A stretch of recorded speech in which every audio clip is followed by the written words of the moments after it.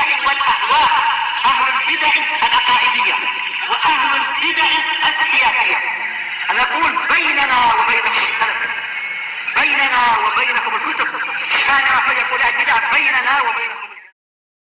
Bismillahirrahmanirrahim.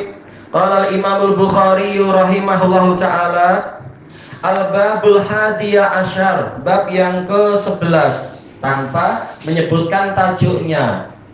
Kata para ulama, boleh jadi Imam Bukhari rencananya memang membuat tajuk, tetapi beliau akhirkan, ternyata sampai beliau wafat tak jadi. Tapi tak mengapa, yang penting hadisnya ada.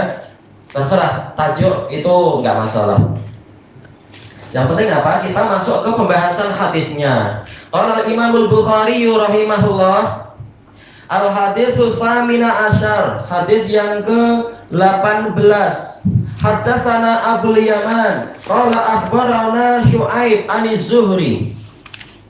Ini sanad yang terulang ya, nama-nama orangnya ini sudah pernah kita dapatkan. Nanti kita sebut insyaallah. Qala akhbarani Abu Idris Aidullah ibnu Abdillah. Ini yang baru sekarang kita jumpai. An Ubadah bin Samit radhiyallahu an. Ini juga yang baru. Wa kana syahida Badr. Dan beliau adalah orang yang ikut perang Badar. Kata beliau, wa huwa ahadun nuqaba lailatal aqabah. Beliau salah satu tokoh terkemuka pada malam Aqabah. Anna Rasulullah sallallahu alaihi wasallam qala, bahwasanya Rasulullah sallallahu alaihi wasallam bersabda, wa haulahu isabatun min ashabi. Wawunya wahaliyah, dalam keadaan di sekeliling beliau ada sekumpulan sahabat beliau. Bayi'uni, hendaknya kalian membaiat saya, ala alla tusyriku billahi syai'a, untuk kalian tidak menyekutukan dengan Allah sesuatu apapun. Wala tasriqu, kalian tidak mencuri. Wala taznu, kalian tidak berzina. Wala taqtulu auladakum, kalian tidak membunuh anak-anak kalian. Wala ta'tu bi buftanin taftarunahu baina aydikum wa arjulikum, dan kalian tidak membuat kedustaan di antara tangan-tangan kalian dan kaki-kaki kalian. Wala ta'su fi ma'ruf, dan kalian jangan berbuat maksiat, jangan kalian mendurhakai dalam perintah yang ma'ruf. Terkait dengan apa? Waliyul amr. Faman wafa minkum fa ajruhu 'ala Allah, maka barang siapa dari kalian menunaikan baiat ini, maka pahalanya ditanggung oleh Allah. Wa man asaba min dzalika syai'a, dan barang siapa mengalami sedikit saja dari perkara-perkara tadi, yaitu melanggar larangan tadi, fa'uqiba fid dunya, lalu dia dihukum di dunia, fahuwa kafaratullah, maka itu adalah sebagai penghapus dosa untuknya. Wa man asaba min dzalika syai'a, dan barang siapa melakukan sedikit saja dari perkara tadi, summa satarahullah, lalu Allah menutupi aibnya itu, fahuwa ilallah, maka dia urusannya diserahkan pada Allah. Insya'a afa'an, jika Allah menghendaki Allah memaafkan dia. Wa insya'a aqabah, kalau Allah menghendaki Allah menghukum dia. Baik, fabayanahu ala dzalik, lalu kami membaiat beliau atas perkara-perkara ini. Rusak lah macam ini. Tak boleh lah macam tu bukanya. Ini rusak ini. Baik. Hadis ini Imam Al-Bukhari meriwayatkannya dari Abul Yaman. Ini telah kita lewati dari hadis yang ke-7. Bahkan di hadis yang ke-7 disebutkan terang-terangan namanya Abul Yaman Al-Hakam bin Nafi'. Baik. Al-Hakam bin Nafi' Al-Himsi, Imam Thiqah.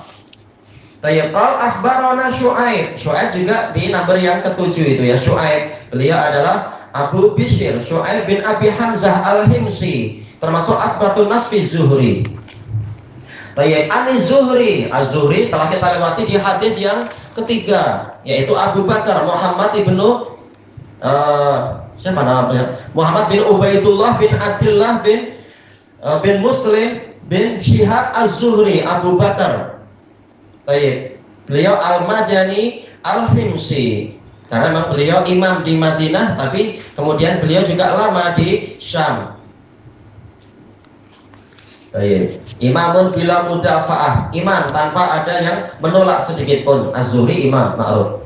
Qal akhbarani Abu Idris A'idullah ibnu Abdillah, yang hafal Arba'in Nawawiyah, insya Allah banyak yang sudah menghafal. Ahad. Orang ini, tokoh besar ini telah kita lewati sebenarnya, kalaupun tidak membaca sanad ya tak mengapa, yaitu apa? Hadis Abi Dzar Al-Ghifari, ya ibadi inni haramtu zulma ala nafsi. Ini Abu Idris yang riwayatkan dari Abu Dzar, dan beliau ini kunyahnya tidak ada ya, Abu Idris A'idullah bin Abdillah Al-Khawlani, beliau dari Khawlan, dan beliau ini adalah qadhi Hims.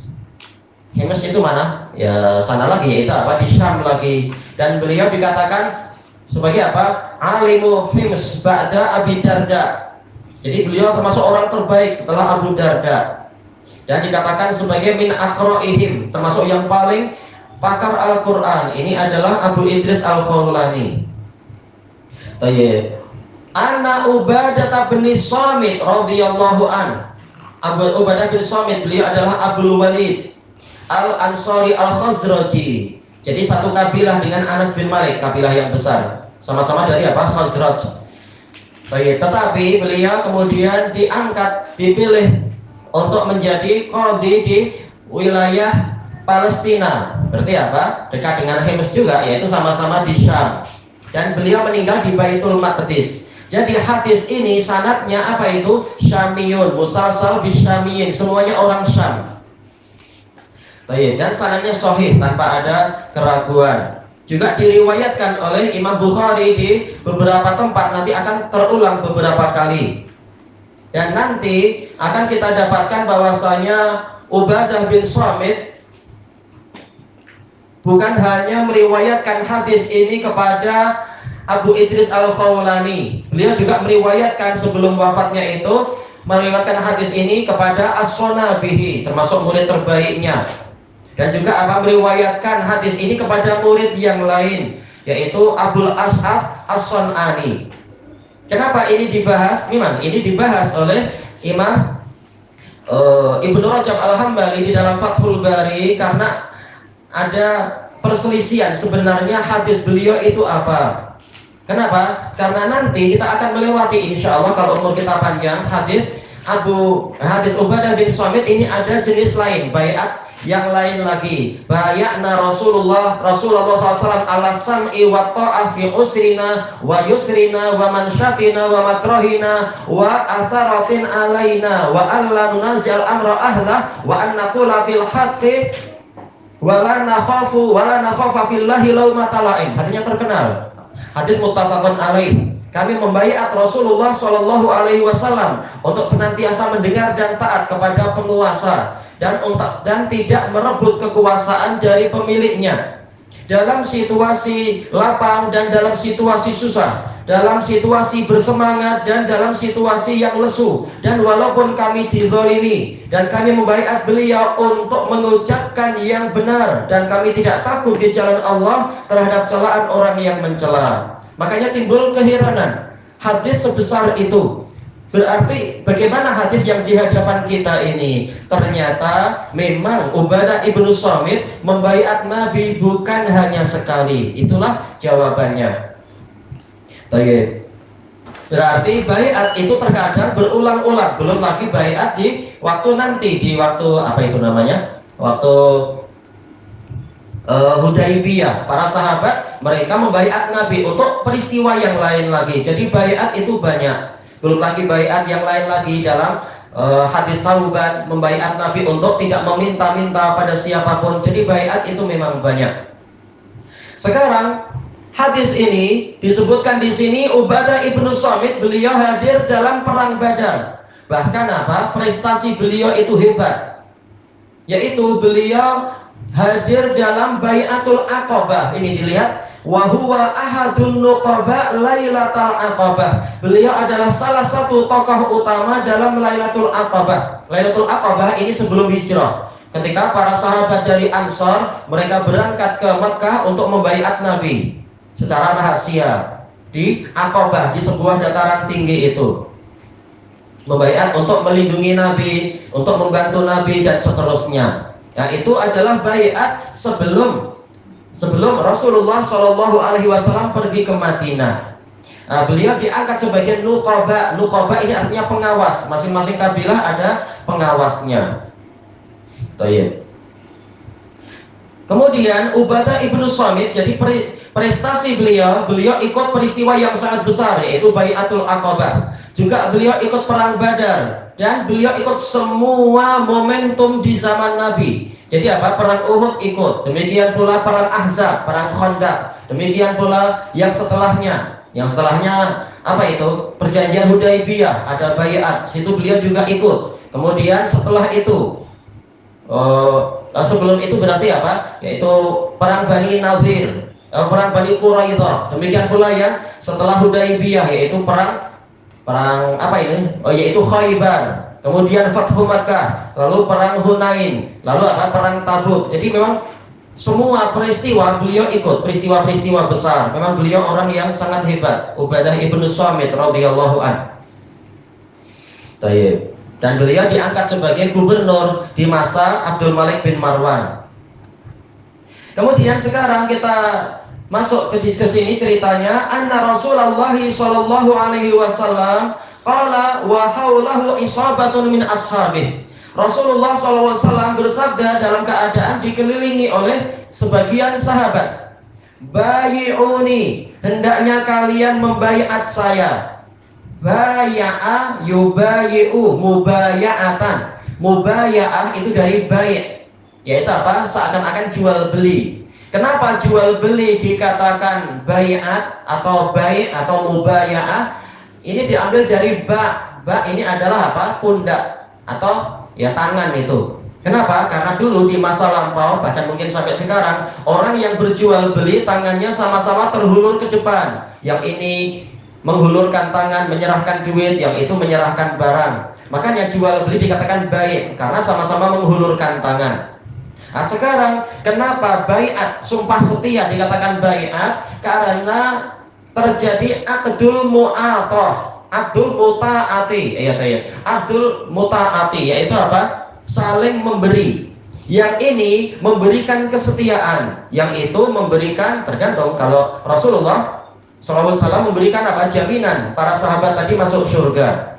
Kalau kita membaiat pemerintah, kata para ulama, kita membaiat pemerintah, kita serahkan kesetiaan kita dan ketaatan kita kepada pemerintah, kepada waliul amr tersebut. Pemerintah memberikan apa? Apa yang dia janjikan, kesejahteraan rakyat, menegakkan keadilan, menegakkan kebenaran, mendidik orang yang jahil, mencegah orang yang hendak berbuat batil, dan seterusnya. Jadi saling memberi dan saling menerima. Makanya dikatakan baiat. Kalau bahasa mudahnya adalah apa? Sumpah setia. Sekarang apa yang Rasulullah tuntut dari para sahabat? Bayi'uni ala alla tusyriku billahi syai'a. Hendaknya kalian membaiat saya untuk tidak berbuat syirik kepada Allah sedikit pun. Jelas asal dari Islam dan iman itu pun melarang berbuat syirik. Tetapi tatkala ini disebutkan dalam baiat, taulah kita ini memang perkara yang sangat penting. Dan Rasulullah memulai dengan hak yang paling tinggi, yaitu haknya Allah Ta'ala. Jangan berbuat syirik. Sayangnya apa? Banyak orang yang poin pertama saja sudah gagal, masih memelihara tangkal-tangkal, masih bersumpah dengan selain nama Allah, atau masih takut kepada jin, takut kepada hantu. Ketika ada sesuatu bergantungnya pada jin, pada bomoh. Na'udzubillah, baiat yang pertama saja sudah gagal, sudah tidak memenuhi syarat. Yang kedua, wala tusriqu, jangan kalian mencuri. Ini menunjukkan betapa besarnya hak orang lain. Orang lain sudah susah payah mencari harta, tahu-tahu na'udzubillah dicuri oleh seseorang. Ini zalim. Sebagaimana hak Allah wajib ditunaikan, demikian pula hak para hamba Allah juga wajib ditunaikan, walaupun kadarnya lain-lain. Sebagaimana kita tidak ingin barang kita dicuri, jangan kita mencuri barang orang lain. Apa hakikat pencurian? Dikatakan oleh para fuqaha, yang namanya pencurian adalah mengambil barang orang lain tanpa kebenaran, dalam keadaan barang itu disimpan di tempat yang secara umum adalah terpelihara. itu dikatakan sebagai sariqah. Adapun kalau ikhtilas, ini orang Indonesia bilang mencopet, apa itu istilahnya? Yaitu apa? Kenapa? Dia bukan diletakkan dalam rumah barangnya, tapi mungkin di tangan atau di pocket atau di dompet atau di bag, di dalam tas. Kita sedang jalan di pasar, tahu-tahu ada orang naik motor dan mengambil dengan cepat. Nah, itu bukan sariqah, tapi ikhtilas. Tapi sama, kalau mencapai rubuh dinar, seperempat dinar, tangannya boleh dipotong. Cuma istilahnya lain-lain. Celuk penyeluk saku, ayo penyeluk saku. Baik. Adapun kalau nabes ini saudara dari pencurian. Cuma ini berlakunya adalah untuk barang-barang yang sudah dikubur bersama orang yang mati. Mungkin apa? Dia mencuri dulu adalah mencuri kain mori kalau di Indonesia, mencuri kain kafan. Mungkin ada orang kaya kain kafannya cantik-cantik, atau mungkin orang Cina mungkin dia mati sambil bawa peti ais, bawa apa lagi itu mesin basuh, nggak tahu dia nyuci baju kan, atau bawa apa aja tak tahu, televisi kok atau apa. Nah, dicuri. Di sini tak tahu ada atau tidak. Dan di Cina ada cerita-cerita itu, para pencuri tak takut pada dewa-dewa mereka sendiri. Saya lapar lah. Nah, di Indonesia ada case-case itu di sebagian pulau, yang orang-orang yang kubur-kubur orang Cina itu di malam-malam dicuri. Mungkin apa, pencurinya takut hantu, tetapi lapar mengalahkan rasa takut. Akhirnya apa? Betul-betul dia bongkar-bongkar itu kubur itu. Nah, dapat barang-barang yang mahal karena sebagian orang Cina barang-barang kemasnya memang dibawa mati. Dia tak mau itu diwarisi oleh anak istrinya.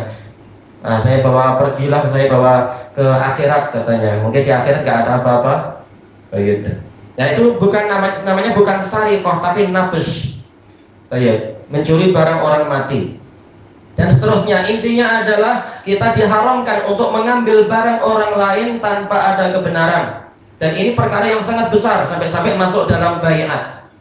Kemudian yang berikutnya, wala taznu, dan jangan kalian berbuat zina. Ini terkait dengan apa? Masalah kehormatan. Kita tahu yang namanya daruriyat itu ada banyak jenisnya. Ada yang sampai 5. Di antaranya ada yang pertama daruriyat ad-diniyah, yaitu kepentingan keagamaan. Perkara yang paling penting secara mutlak adalah agama. Dilarang untuk berbuat syirik. Yang kedua adalah daruratul maliyah, yaitu kepentingan harta. Harta orang lain tak boleh kita ambil. Dia sendiri sangat memerlukan harta. Yang ketiga adalah darurah irdiyah, yaitu apa? Kehormatan. Yang lain mengatakan nasabiyah. Nasab, karena kalau ada perzinaan boleh jadi nanti nasab jadi kacau. Banyak orang yang berzina lalu tak tanggung jawab, lalu perempuan itu dikawini orang lain, anaknya dinasabkan ke dia padahal sebenarnya nasabnya ke orang lain, dan seterusnya. Nasab jadi rusak, jadi kacau. Bahkan boleh jadi orang akan kawin dengan saudarinya sendiri, tak tahu bahwasanya ini saudarinya, dan dari beberapa silsilah dan sebagainya. Nasab jadi kacau. Ini bagian dari daruriyat yang dijaga sampai Rasulullah menuntut baiat untuk itu. Kemudian wala taqtulu auladakum, ini adalah darurah nafsiyah, yaitu apa? Kepentingan jiwa, menjaga jiwa. Jangan kalian membunuh anak-anak kalian. Dan kata Imam Ibnu Rajab, ini adalah untuk apa? Menentang adat jahiliyah yang suka membunuh anak karena takut miskin. Ini buruk sangka pada Allah Ta'ala. Kita lahir dalam keadaan sudah ditulis rezeki kita, anak kita juga demikian. Jangan takut miskin.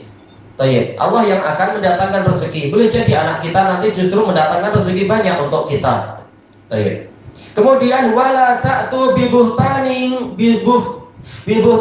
taftarunahu baina aidikum wa arjulikum, dan kalian tidak membuat kedustaan yang kalian buat-buat di antara kedua tangan dan kaki kalian. Ini adalah masalah akhlak. Tidak boleh berdusta dan tidak boleh membuat berita-berita palsu, karena ini dosa besar. Makanya sampai masuk dalam baiat. Makanya ini bukan perkara sederhana, dusta atau membuat tuduhan-tuduhan palsu. Wala ta'su fi ma'ruf, dan jangan kalian mendurhakai pemerintah dalam perkara yang ma'ruf. Dan ini perkara yang sangat penting. Bahkan ini masuk dalam akidah Ahlussunnah wal Jamaah. Untuk apa? Taat kepada pemerintah ketika perintahnya itu perkara yang ma'ruf, bukan perintah maksiat. Kalau kita perhatikan, isi dari baiat ini kembalinya kepada Al-Quran. Pada surat apa itu? Surat Al-Mumtahanah, wanita yang dicabar itu. Baik. Makanya di hadis ini juga diriwayatkan oleh Imam Muslim di dalam Sahih beliau dari sanad yang ma'ruf, yaitu apa? Abd bin Humaid dari Abdul Razak, dari Ma'mar, dari Ibnu Syihab, dari Abu Idris Al-Khawlani, dari ini Ubadah Ibnu Samit. Dengan apa? Bahwasanya Rasulullah SAW setelah menuntut baiat ini, beliau membacakan ayat Al-Mumtahinah tersebut. Ya ayyuhan nabiyyu idza ja'akal mu'minatu yubayyi'naka 'ala alla yusyrikna billahi syai'an wa la yasriqan wa la yaznina wa la yaqtulna awladahun wa la ya'tina bi buhtani yaftarinahu baina aydihinna wa arjulihinna wa la ya'sinaka fi ma'ruf fabayyi'hunna wastaghfir lahunna Allah. Baik. Jadi itu adalah ayatnya. Yaitu apa? Wahai Nabi, apabila datang kepadamu para wanita mukminah yang mereka itu membaiat engkau untuk tidak berbuat syirik kepada Allah sedikit pun, tidak mencuri, tidak berzina, tidak membunuh anak-anak mereka, dan tidak mendatangkan kedustaan yang mereka buat-buat di antara kedua tangan dan kaki mereka, dan mereka tidak mendurhakai engkau dalam perkara yang ma'ruf, maka baiatlah mereka, yaitu apa? Terima baiat mereka dan mohonkanlah ampunan untuk mereka. Innallaha ghafurur rahim. Sesungguhnya Allah Maha Pengampun lagi Maha Penyayang. Kata Imam Ibnu Rajab di dalam Fathul Bari, ini menunjukkan bahwasanya baiat yang dituntut dari para wanita mukminah itu juga baiat yang dituntut dari para lelakinya. Ternyata ayat tadi, akhir-akhir ayat Mumtahinah, walaupun lafadznya adalah untuk para wanita, ternyata Rasulullah mempraktekkan baiat ini juga untuk kaum lelaki. Karena apa yang haram bagi wanita itu juga haram bagi lelaki secara umum. Baik. Memang syariat ini asalnya adalah apa? Hukum asalnya adalah berlaku untuk semua, kecuali kalau ada dalil khusus. Baik. Adapun untuk kelanjutannya di sini kita bahas pada pertemuan yang akan datang insyaallah, kelanjutan dari pembahasan hadis ini. Subhanakallahumma wa bihamdika la ilaha illa anta astaghfiruka wa atubu ilaik. Walhamdulillahirabbil alamin. Jazakumullahu khairan.